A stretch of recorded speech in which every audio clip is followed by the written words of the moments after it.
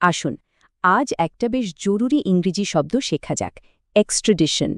তো চলুন আগে বুঝি এই শব্দটার মানে কি আর এটা কখন ব্যবহার করা হয়। ধরুন কেউ একটা অপরাধ করে অন্য দেশে পালিয়ে গেল, এখন তাকে ফিরিয়ে আনা হবে কিভাবে? এই যে কোনো অপরাধীকে বিচারের জন্য এক দেশ থেকে অন্য দেশে ফেরত পাঠানোর যে অফিসিয়াল প্রক্রিয়া, ওটাকেই বলে এক্সট্রাডিশন। আচ্ছা, ব্যাপারটা আরও সহজ করতে চলুন একটা ছোট্ট গল্প শোনা যাক, তাহলে মনে রাখতে সুবিধা হবে। এই লোকটির নাম ধরুন রহিম। সে বাংলাদেশে একটা বড়সড় অপরাধ করেছে।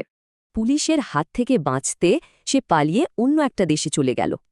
তখন বাংলাদেশের পুলিশ ওই দেশটিকে অনুরোধ করল রহিমকে বিচারের জন্য ফেরত পাঠাতে। এই যে তাকে বিচারের জন্য ফেরত পাঠানোর পুরো অফিসিয়াল প্রক্রিয়া, এটাই হল এক্সট্রাডিশন। এবার চলুন দেখি বাস্তবে বা ফর্মাল ক্ষেত্রে এই শব্দটা কিভাবে ব্যবহার করা হয়।